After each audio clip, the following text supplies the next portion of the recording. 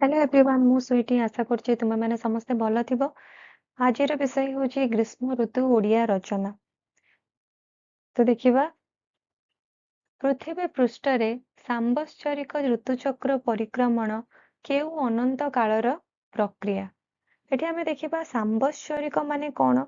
सांबत्सरिक अर्थ वर्षरे थरे हेउथिबा।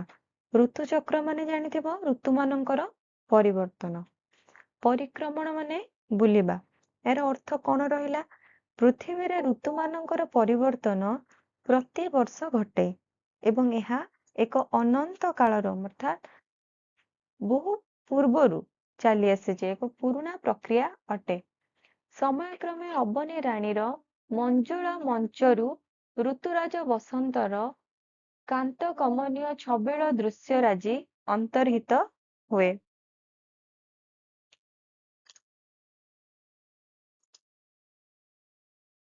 ଋତୁଚକ୍ରର ଆବର୍ତ୍ତନରେ ପ୍ରଚଣ୍ଡ ଝାଞ୍ଜି ପବନ ନେଇ ଧାରାମଣ୍ଡଳ କରେ ଗ୍ରୀଷ୍ମ ଋତୁ।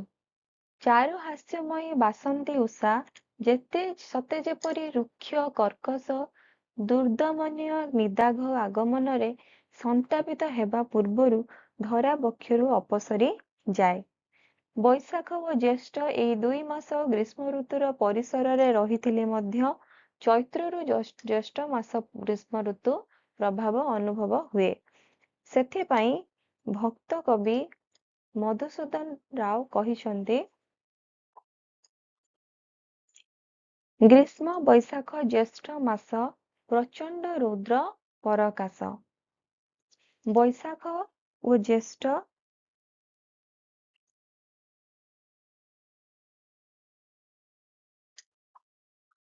ବୈଶାଖର ରୁଦ୍ର ତାପ ଜନମାନସରେ କ୍ରାନ୍ତି ସୃଷ୍ଟି କରେ।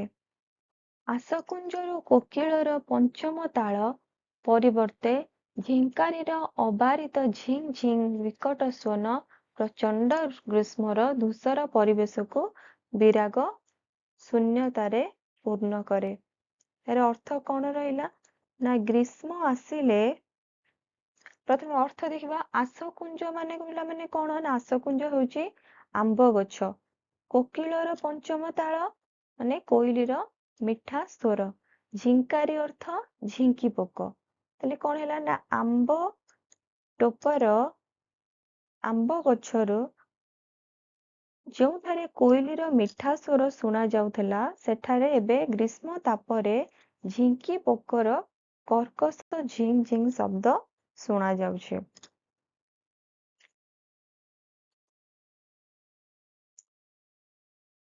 ଗ୍ରୀଷ୍ମ ଋତୁରେ ପ୍ରକୃତି ବୈଶାଖ ଜ୍ୟେଷ୍ଠର ଦାରୁଣ ଗ୍ରୀଷ୍ମ ପ୍ରଭାବରେ ଧରାପୃଷ୍ଠରେ ଉତ୍ତପ୍ତ ବାୟୁ ଅନୁଭୂତ ହୁଏ।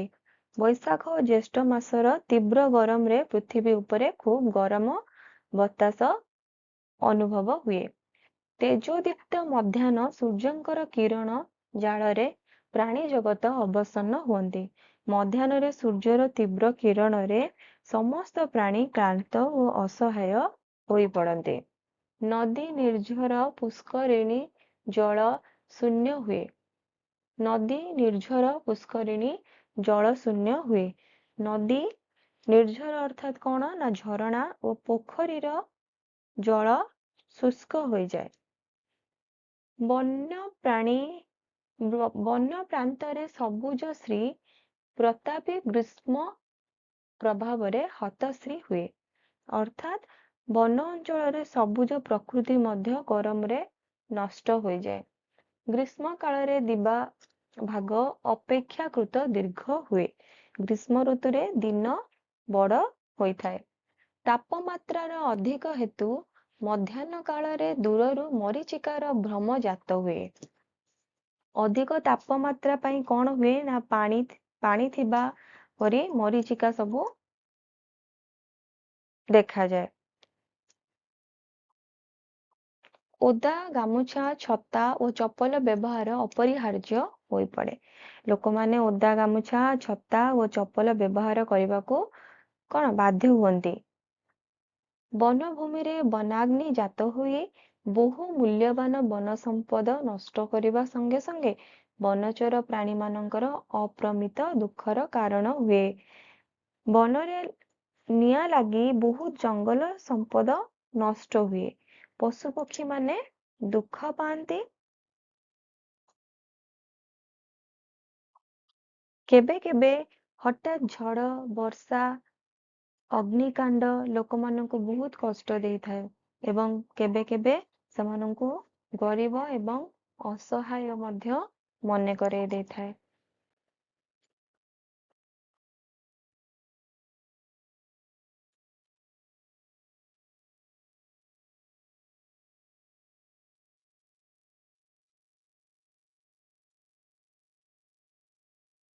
ସର୍ବତ୍ର ଜଳଭାବ ପରିଲକ୍ଷିତ ହୁଏ। ପ୍ରାଣୀ ସମାଜ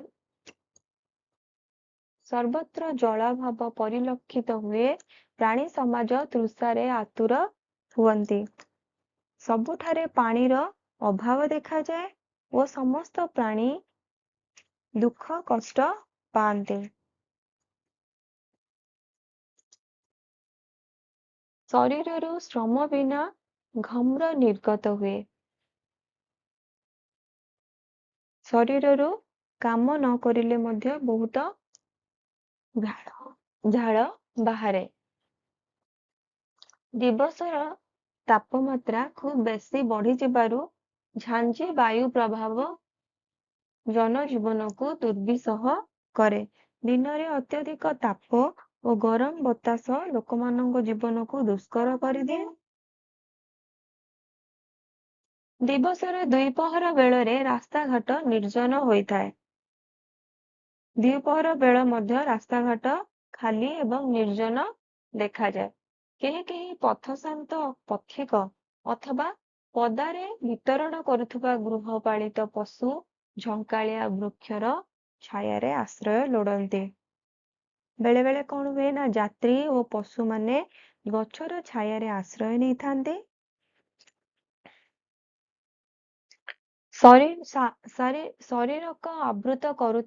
ଶରୀରକୁ ଆବୃତ କରୁଥିବା ପୋଷାକ ପରିଚ୍ଛଦ ଗୁଡ଼ିକ ମନରେ ବ୍ୟସ୍ତତା ସୃଷ୍ଟି କରେ। ଆଉ କଣ ହୁଏ ନା ପୋଷାକ ପିନ୍ଧିବା ପାଇଁ ମଧ୍ୟ ଅସହ୍ୟ ଲାଗେ। ସୁଶୀତଳ ପାନୀୟ, ସୁମଧୁର ପଇଡ଼ ତଥା ଚନ୍ଦନ ପ୍ରଲେପନ ଆତ୍ମାକୁ ଆହ୍ଲାଦିତ କରି ପ୍ରସନ୍ନତା ଭରିଦିଏ। ଥଣ୍ଡା ପାନୀୟ, ମିଠା ପାଣି, ଚନ୍ଦନ ଲଗାଇବା ମନକୁ ଶାନ୍ତି ଆଉ ସୁଖ ଦେଇଥାଏ।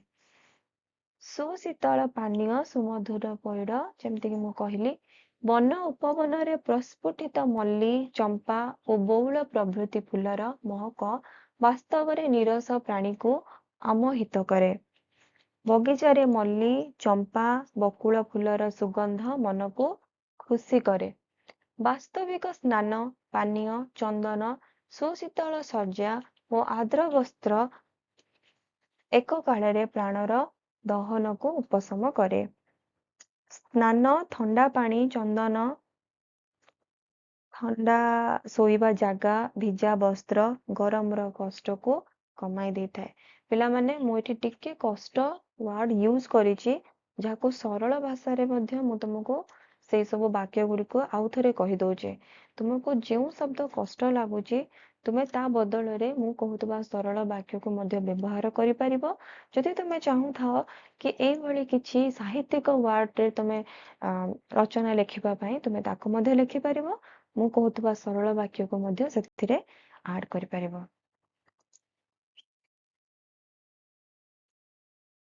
ତାପରେ ରହିଛି ଗ୍ରୀଷ୍ମ ଋତୁରେ ପଲ୍ଲୀ ଜୀବନ। ଗ୍ରୀଷ୍ମକାଳୀନ ପଲ୍ଲୀ ଜୀବନ ଭିନ୍ନ ଏକ ବାତାବରଣ ସୃଷ୍ଟି କରେ। ଗ୍ରୀଷ୍ମ କାଳରେ ଗାଁର ଜୀବନ ଅଲଗା ପରିବେଶଟେ ସୃଷ୍ଟି କରିଥାଏ। ତୀବ୍ର ଜ୍ୱଳନରେ ଜଳର ଅଭାବ ପଲ୍ଲୀ ଜୀବନକୁ ହନ୍ତସନ୍ତ କରାଏ। ତୀବ୍ର ଗରମ ଓ ପାଣିର ଅଭାବରେ ଗ୍ରାମୀଣ ଲୋକମାନେ ବହୁତ କଷ୍ଟ ପାଆନ୍ତି। ଛଣ ଛପର ଘର, ଝଙ୍କାଳିଆ ବୃକ୍ଷ, ଲେମ୍ବୁ, ଦହି ସରବତ, କାକୁଡି, ତରଭୁଜ, ଟଙ୍କ ତୋରାଣୀର ଆଦର ବଢିଯାଏ। ଛଣ ଘର, ଗଛର ଛାୟା, ଲେମ୍ବୁ ପାଣି, ଦହି ସରବତ, କାକୁଡି, ତରଭୁଜ ଓ ଟଙ୍କ ତୋରାଣୀର ମୂଲ୍ୟ ବଢିଯାଏ। ପ୍ରଚଣ୍ଡ ରୌଦ୍ରତାପ ହେତୁ ବାଦ୍ୟ କାର୍ଯ୍ୟ କରିବା ସମ୍ଭବ ହେଉଥିବାରୁ କୁଟୀର କାର୍ଯ୍ୟ କରିବାରେ ଲୋକମାନଙ୍କର ଆଗ୍ରହ ବଢ଼େ। ଅଧିକ ଗରମ ଥିବାରୁ ବାହାର କାମ କରିବା କଷ୍ଟକର ହୋଇଥାଏ। ତେଣୁ ଲୋକମାନେ ଘରେ କୁଟୀର କାମ ବା ହସ୍ତଶିଳ୍ପ କାମ କରିବାରେ ଆଗ୍ରହ ନେଇଥାନ୍ତି। ନାନା ହସ୍ତକର୍ମ ସାମଗ୍ରୀ ପ୍ରସ୍ତୁତିର ସୁଯୋଗ ସୃଷ୍ଟି ହୁଏ। ଏହାରେ କ'ଣ ହୁଏ ନା ବିଭିନ୍ନ ହସ୍ତଶିଳ୍ପ ସାମଗ୍ରୀ ତିଆରି କରିବା ପାଇଁ ସୁଯୋଗ ମିଳିଥାଏ। ଗ୍ରୀଷ୍ମର ମଧ୍ୟାହ୍ନ ଦୁଃସହ ହୋଇଥିବାରୁ ଲୋକମାନେ ପଦାକୁ ବାହାରନ୍ତି ନାହିଁ। ଦ୍ୱିପହର ବେଳେ ଅତ୍ୟଧିକ ଗରମ ହେତୁ ଲୋକମାନେ ବାହାରକୁ ବାହାରନ୍ତି ନାହିଁ। ଓଦା ଗାମୁଛା, ଛତା, ଛପର ବ୍ୟବହାର ଅପରିହାର୍ଯ୍ୟ ହୋଇପଡ଼େ। ପରିବର୍ତ୍ତନ ସଭ୍ୟତାର ତାଳପତ୍ର ବିଛଣାର ଆଦର କେବଳ ନିହାତି ଗରମ ପରିବାରରେ ରହିଥିବା ବେଳେ ବିଦ୍ୟୁତ୍ ପଙ୍ଖା ଓ ଶୀତ ତାପ ନିୟନ୍ତ୍ରଣ ଯନ୍ତ୍ର ଧନିକ ଗୋଷ୍ଠୀକୁ ଆମୋଦ କରିଥାଏ। ଗରିବ ଲୋକମାନେ ତାଳପତ୍ର ବିଞ୍ଚଣା ବ୍ୟବହାର କରନ୍ତି, ଯେଉଁଥିରେ ଧନୀମାନେ ପଙ୍ଖା ଓ ଏସି ବ୍ୟବହାରର ସୁବିଧା ନେଇଥାନ୍ତି। ମୃଗତୃଷାରେ ପଥଭ୍ରାନ୍ତ ହୁଏ। ତୀବ୍ର ତୃଷାରେ ମୃଗମାନେ ମଧ୍ୟ ରାସ୍ତା ଭୁଲି ଯାଆନ୍ତି।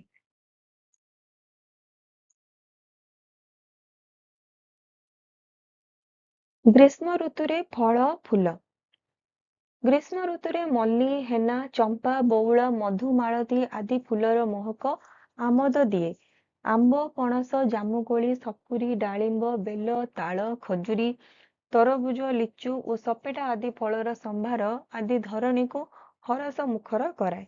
କୃଷକମାନେ ବହୁତ ପରିଶ୍ରମ କରି କିଆରୀରେ ପାଣି ଯୋଗାଇ ବାଇଗଣ, ପୋଟଳ, ଜହ୍ନି, ଭେଣ୍ଡି ଆଦି ପରିବା ଚାଷ କରିଥାନ୍ତି।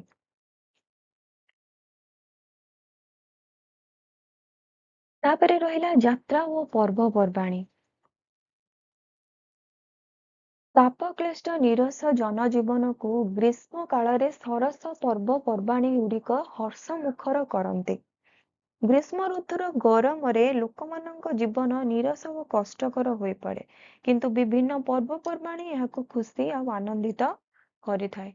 ପଣା ସଂକ୍ରାନ୍ତି, ଚନ୍ଦନ ଯାତ୍ରା, ରଜ ସଂକ୍ରାନ୍ତି, ଶୀତଳ ଷଷ୍ଠୀ, ସାବିତ୍ରୀ ଅମାବାସ୍ୟା ଆଦି ପର୍ବପର୍ବାଣୀ ପ୍ରାଣରେ ପୁଲକ ସୃଷ୍ଟି କରେ। ପଣା ସଂକ୍ରାନ୍ତି, ଚନ୍ଦନ ଯାତ୍ରା, ରଜ ସଂକ୍ରାନ୍ତି, ଶୀତଳ ଷଷ୍ଠୀ ଏସବୁ ପର୍ବପର୍ବାଣୀ ମାନେ ଲୋକମାନଙ୍କ ମନକୁ ଆନନ୍ଦରେ ଭରି ଦେଇଥାଏ। ଓଡ଼ିଶାର ପ୍ରସିଦ୍ଧ ଶକ୍ତିପୀଠ ଝଙ୍କଡ଼ରେ ସାରଳା, କାକଟପୁରରେ ମା ମଙ୍ଗଳା ଓ ବାଙ୍କିରେ ଅଧିଷ୍ଠାତ୍ରୀ ଦେବୀ ମା ଚର୍ଚ୍ଚିକାଙ୍କ ପବିତ୍ର ପୀଠରେ ଝାମୁ ଯାତ୍ରା ଅନୁଷ୍ଠିତ ହୁଏ। ଓଡ଼ିଶାର ପ୍ରସିଦ୍ଧ ପୀଠମାନଙ୍କରେ କ'ଣ ହୁଏ ନା ଯେମିତିକି ଝଙ୍କଡ଼ର ସାରଳା ମନ୍ଦିର, କାକଟପୁରରେ ମା ମଙ୍ଗଳାଙ୍କ ମନ୍ଦିର ଓ ବାଙ୍କିରେ ମା ଚର୍ଚ୍ଚିକାରେ ଝାମୁ ଯାତ୍ରା ହୁଏ। ରୁକ୍ଷ ପାଣ୍ଡୁର ମଧ୍ୟାହ୍ନର ଭୂମି ଉପରେ ପାଦ ରଖିବା ଅସମ୍ଭବ ହେଉଥିବା ବେଳେ ଦେବୀଙ୍କର ଅପାର କରୁଣା ଲାଭ କରି ପ୍ରଜ୍ୱଳିତ ଅଗ୍ନି ମଧ୍ୟରେ ଭକ୍ତମାନେ ଗୋଟିଏ ପ୍ରାନ୍ତରୁ ଅତିକ୍ରମ କରି ନିଜର ସାଧନା ଓ ନିଷ୍ଠାର ଯେଉଁ ଚରମ ପରୀକ୍ଷା ଦେଇଥାନ୍ତି, ତାହା ଦର୍ଶକଙ୍କୁ ଆକୃଷ୍ଟ କରିଥାଏ। ଏହି ସମୟରେ ଭକ୍ତମାନେ ତପ୍ତ ଭୂମି ଓ ଅଗ୍ନି ଉପରେ ଚାଲି ଦେବୀଙ୍କୁ ପ୍ରସନ୍ନ କରିବା ପାଇଁ ନିଜର ଭକ୍ତି ଓ ନିଷ୍ଠାର ପ୍ରମାଣ ଦେଇଥାନ୍ତି। ଏହି ଦୃଶ୍ୟ ଦେଖିଲେ ଲୋକମାନେ ଆଶ୍ଚର୍ଯ୍ୟ ଓ ଆକୃଷ୍ଟ ହୋଇଥାନ୍ତି। ନିଦାଘ ସମୟ ହେଲେ ହେଁ ଦାରୁଣ ଅଟେ ଜଗତର ମିତ୍ର। ଜନମାଇ ମେଘ ସାଧ୍ୟେ ପ୍ରାଣୀହିତ ବିଧି ବିଧାନ ବିଚିତ୍ର। ଏହାର ଅର୍ଥ ହେଉଛି ନିଦାଘ ତୀବ୍ର ଗ୍ରୀଷ୍ମ ସମୟ ଦେଖିବାକୁ ବହୁତ କଷ୍ଟଦାୟକ ଲାଗେ, କିନ୍ତୁ ସେ ଆସିଲେ ଜଗତର ମିତ୍ର। କାରଣ ସେ ମେଘକୁ ସୃଷ୍ଟି କରେ, ବର୍ଷାକୁ ଆଣେ ଏବଂ ସମସ୍ତ ପ୍ରାଣୀଙ୍କ ମଙ୍ଗଳ କରେ। ଭଗବାନଙ୍କର ଏହି ସୃଷ୍ଟିର ବ୍ୟବସ୍ଥା ଅତ୍ୟନ୍ତ ଅଦ୍ଭୁତ ଅଟେ। ତ ଏହା ଥିଲା ଆଜିର ଚାପ୍ଟର ଓଡ଼ିଆରେ ଗ୍ରୀଷ୍ମ ଋତୁ ରଚନା। जदि आपण मानकु भल लगी ताहले please do like share and subscribe my channel. मु पुणी नेक्स्ट वीडियो रे आपण मानक सहित वर्षा ऋतु एवं ओडिया रे बहुत गुडा रचना तुम मानक सहित शेयर करिवे। जमती तुम मैंने जानिछ कि प्रथम रु अष्टम पर्यंत बही सब चेंज हो जाइए, तेणु मु कौन से विषय को लेकिन एबे किसी भी वीडियो बनाऊ नाही। मो पाखु पूरा कंप्लीट बही आसी सारिबा परे मु सेमानकर आंसर कीज गुड़िक बाहर कर सारिबा परे पुणी थरे सब सब्जेक्ट रो क्वेश्चन आंसर गुड़िक तुम मान सहित डिस्कशन करिवे। से पर्यंत लाइक शेयर सब्सक्राइब निश्चित भाव में करेंगे, कारण आपणकर गोटे गोटे सब्सक्राइब मो पाई बहुत इंपोर्टेंट, मते बहुत एनकरेज करे। Till then take care, bye bye. पुणी देखा हबो नेक्स्ट आ गोटे वीडियो रे।